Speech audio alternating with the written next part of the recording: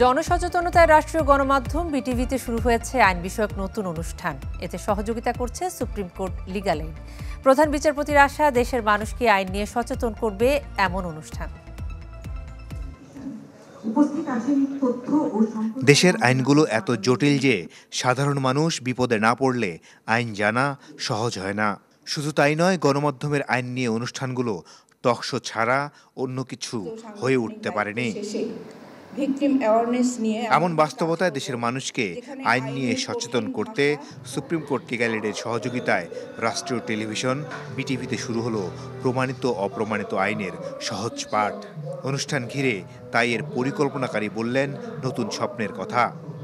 আপনাদের কাছে আমার আবেদন, প্রতি দর্শক অন্তত আরও 10 জনকে এই অনুষ্ঠানের কথা জানাবেন। সে 10 জনের প্রতিজন আরও 10 জনকে জানাবেন। এভাবে হাজার লাখ কোটিতে পৌঁছে যাবে এই উদ্যোগের কথা। আলোচকরাও বললেন, আইনের অজ্ঞতা দূর করতে এ অনুষ্ঠান গুরুত্বপূর্ণ ভূমিকা রাখবে। ন্যায় বিচারের ক্ষেত্রেও এটি গুরুত্বপূর্ণ ভূমিকা রাখবে বলে মনে করেন বক্তারা। হয়রানিমূলক মামলাও কমাবে এ অনুষ্ঠান। সর্বোপরি ন্যায় বিচার প্রতিষ্ঠার পথ সুগম হবে এবং বিচার ব্যবস্থার প্রতি জনগণের আস্থা বাড়বে। মানুষ বুঝতে সহজ হবে যে আইনের যে সহজ পাঠ যেটা বলেছেন, এটা সহজেই আসলে সহজ পাঠ হবে।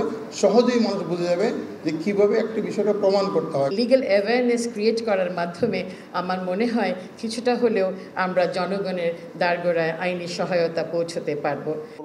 অনুষ্ঠানে প্রধান বিচারপতি বলেন, আইন কোনো যুক্তিতেই সহজ বিষয় নয়।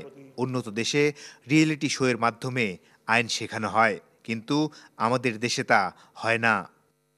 এই যাত্রা তবেই সফল হবে যখন আমরা ধর্ম, বর্ণ, শ্রেণী নির্বিশেষে সকলের জন্য অ্যাক্সেস টু জাস্টিস নিশ্চিত করতে পারব। এছাড়া আইনি প্রক্রিয়ায় সকলের অভিগম্যতা ছাড়া সাস্টেইনেবল ডেভেলপমেন্ট গোলের অর্জন অসম্ভব একটি ব্যাপার। তাই এই লক্ষ্যমাত্রা অর্জনে আমাদের প্রত্যেককেই যার যার অবস্থান থেকে এগিয়ে আসতে হবে। আইন জানতেন না, জানলে ভাঙতেন না, নাগরিকের এমন বক্তব্য যেন না হয়, সেজন্য আইনি সচেতনতা বাড়ানোর আহ্বান প্রধান বিচারপতির। প্রমাণিত অপ্রমাণিত। মাসুদুর রহমান, চ্যানেল 24, ঢাকা।